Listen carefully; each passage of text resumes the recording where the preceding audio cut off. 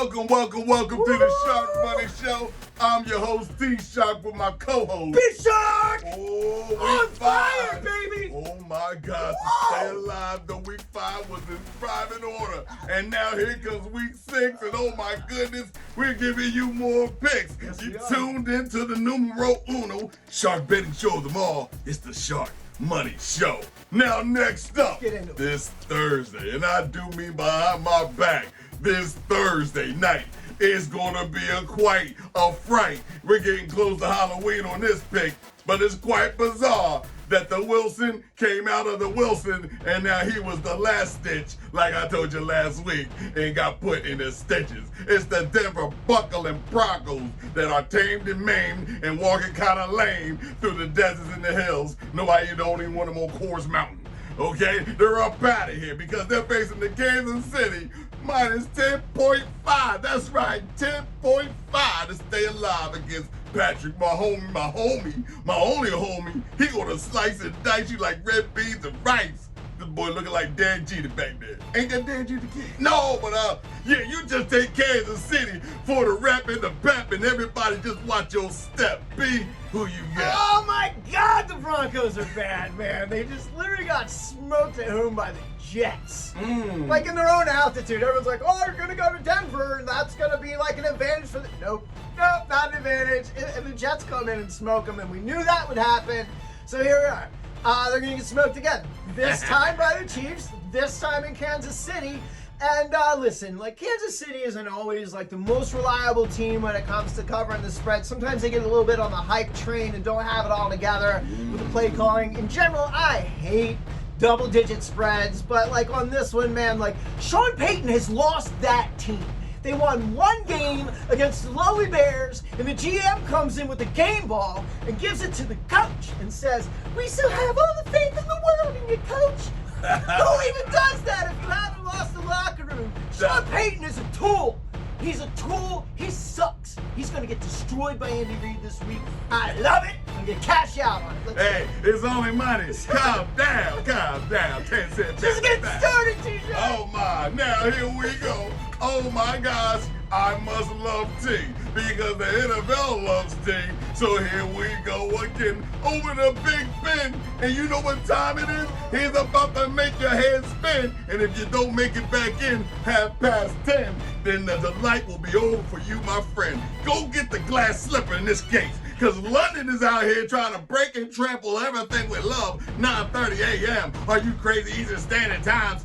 It's crazy out here, man. It's the Baltimore Ravens, and I do mean not the misbehaving. They just took an L with a -4. What the hell? What the hell is going on? Baltimore just took an L, and they gonna face the Tennessee Titans. The banjo strumming playing, and they just took a loss. You didn't look good in neither one of your losses. How could you, and why would they? Were the questions at both of your games. But in this situation, I'm going to go right ahead and pick those Tennessee. The Tennessee, yeah, strumming along the banjos. Look for the run in the game to come back on the train and just make everybody regret their pain. B, who you got? I'm going the other way this time, T-Shark, for a lot of the same reason that I faded the Bills last week. Listen to this, man. That jet lag, John, is real, T-Shark. Yeah. And you know what? The Ravens, to their credit, decided to fly out early this week. The Titans catching a Thursday night red eye for a Sunday morning game. Jet lag catches you on day 2, so they're going to feel it the most come like Saturday night late into Sunday morning. I don't like that as far as like, I want to make sure my players are optimized. That and the Ravens are coming off of a bad game. They did not play well last week. They got to get it together. And you know what? They have played pretty good football this year. So I'm gonna take the Ravens to go out there and cover this one, T-Shark, in London. This is like an under bettor's dream, though. Just so you know here, like the Ravens are 15-4 to the under in their last 19. And here the Titans are 8-1 to the under. So it's combined 23-5, both teams to the under in recent weeks here. So I don't know, man. I don't usually bet a whole lot of over-under, but that's pretty attractive. That's pretty much. attractive. Put lipstick on it. Mwah! I love you, Shake that. baby. Sunshine. But in our next one, Sunday, get up and say hallelujah. because this one is going to be off the meat rack. It's the Indy, and I do mean the envy of Indy. And yes, did you make some chips? Put your fingers up on that last bet. It's the Indianapolis Colts that's giving me jolts, flying on into the Jacksonville Jaguars. Coming back, what was it, a week and a half? They came back from London and spanked up the Buffalo Bills with the minus 4.5 going to them. Oh, Trevor, you're so clever, Mr. TLC.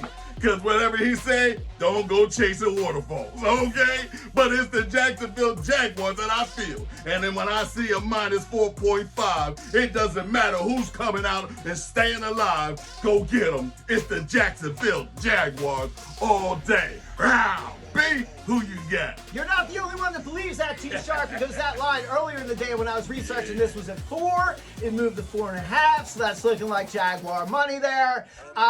So I'm gonna go the other way. Whoa!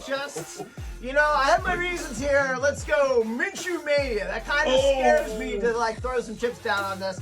But here's the deal, man.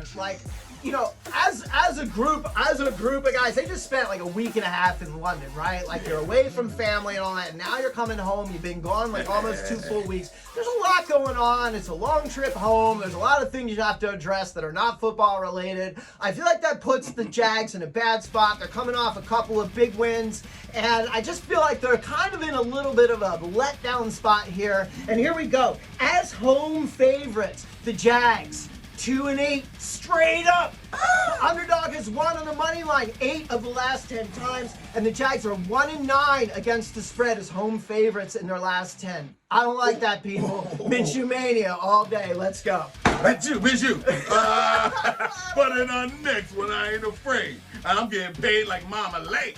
All right, I'm going to blow the flute on this one, but it's not going to happen so easy because it's going to be too breezy. I'm seeing somebody in the missing files. Oh, who is it? It's the MIA assassin. These boys got these you laughing. Okay? Did you just see what they just covered the spread last week? This was crazy. Week 5. I got a mouth like a problem. It's over. It's the Miami missing Dolphins, and they ain't missing no Dolphins with the minus 13.5 against whoever. It's the young team. And I do mean it's the young team, okay? It's the Carolina Panthers, and they ain't got no answers. And what's going to happen to them? It's just going to be pretty ugly. Go get the JV cleats out, because that's how bad you're going to get beat out, okay? It's going to be ugly. Manslaughter is in order. Take the Miami, and I do mean Tuna. Oh, there's Tua, and then he's over the hill as he goes through the hill. Take the Miami Dolphins. Who you got, B? I'm not going against the fish. Don't do it. I'm just not doing it. In the Mike McDaniel era, check it out, T-Shark. In the Mike McDaniel era, as home favorites, 16-5-2 against the spread, and 2-0 when that spread's been double digits. And you know me, I hate double-digit spreads. Like, you old school bettors out there, this is the NFL. This is a 13.5-point spread. Like, they're way more common nowadays, but like back in the day, like you never saw anything like this, and it was just like, woo, red flag, steer clear. But like this is just gonna be a mop up. This is gonna be a mop up blowout. I mean, sending these guys to Miami is not gonna help their cause. Miles Sanders looks defeated on the sideline. Bryce Young can't see over the line. He can't see over the lineman. He's too short. He looks downfield and he can't see past the line of scrimmage because there's big guys in front of him. So you gotta roll him out. It's not a formula for winning. This is bad. It's gonna be worse. Miami covering.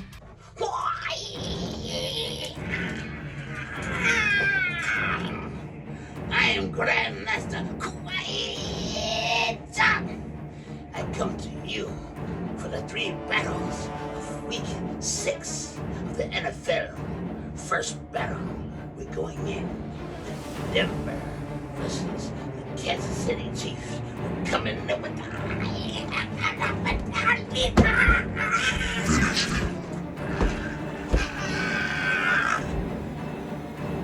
battle number 2. We're going in the Carolina Panthers versus the Dolphins, who are winning. We're coming in with the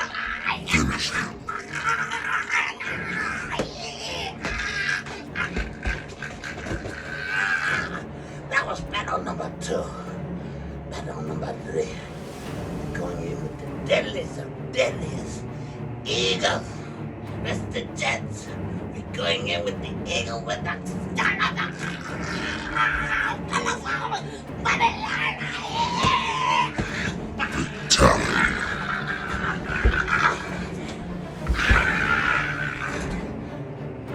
This is another master grand battle from Hawaii. That's what I'm saying, because on my next one, I'm going over to my favorite cousin house. My favorite cousin cooking out there. I mean, he ain't looking too good, but it's the Minnesota Vikings flying on in to the shot-down fighters. It's the field with the Justin. They need the Justin the field to make justice just overcoming this game. But it's the Chicago, and I mean, it's the underlings with the plus 2.5. That's a quarter if y'all don't know any better. And usually I flip those quarters, and that makes me a whole lot of money. But in this situation, it don't look pretty good. Take the Chicago, cousin. Your cooking's kind of good, but you ain't burning down the kitchen, if you know what I mean. I'm going to have to jump on over this spot over here like this, you know what I'm saying? I'm going to join these boys right here. It's the Chicago in the fields. Take who you got. Be who you want. They say money doesn't grow on trees, T-Shark, but I'll tell you what, last week it grew in the fields, baby. Money trees popping up in the fields. And if you watched last week, you got rich on that pick, I'll tell you what, because that boy showed up just like we thought he would. All right, now moving on this week, and here we are, the Bears at home getting points. What? To Kirk Cousins, to your favorite Cousins. Do you know the Vikings have played once again, playing close games, man. Single point margins in all their games. So here's what we're going to do. I haven't introduced a teaser yet. Just got a couple of teaser picks for you. We're going to pair this one with the next game. But we're going to start by teasing the Bears up from 2.5 points. We're going to get the Bears at home with 8.5 points. There's mad weather coming in. This game reeks to probably be a little sloppy and under and close. It's the Vikings. It'll be close. So I like the Bears getting 8.5 at home as the first leg of this week's teaser. It all sounds good to me. But on this next one, we're not going to let no one or anything be.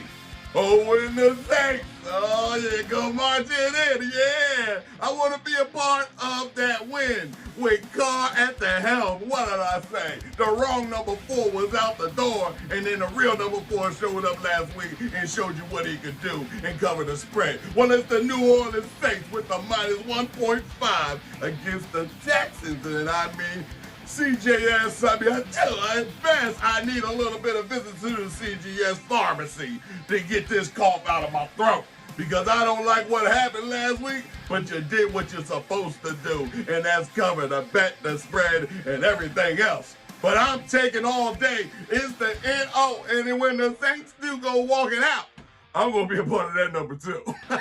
B, who you got? T-Shark, I once drove my car to the border. You know what they said? Don't mess with Texas. And that's going to be the case this week. The Texans at home getting 1.5. There's something that feels right about what D'Amico Ryans is doing down there. It feels like this young team is responding, and my man is accelerating the growth of this young team. They're playing a little bit above expectations and looking pretty good there. Underdogs at home here, and this is the second leg of this week's teaser. So I'm going to tease these boys up from 1.5 up to getting 7.5 points at home here. These Texans against the Saints. And you can match that up with the 8.5 that the Bears are getting. And there is your teaser parlay for the week. But you know what? You might check these Texans out to win this game, man. I'm telling you, D'Amico's got a plan, and there's a little bit of pride at home. I'm going to tell you, just keep an eye out for that. But I'm going to play B-Shark. You want to see B-Shark's card? It'll be the teaser this week. Well, on our next one, oh my, it's going down again. Last Sunday night, it was a bloodbath. It was whatever. It made everyone laugh. But I'm telling you now, on this Sunday night, what's going to happen? It's going to be torturous, murderous at best. It should be over by halftime. Go back to sleep. It's the Buffalo Bills, and I do mean they kind of upset.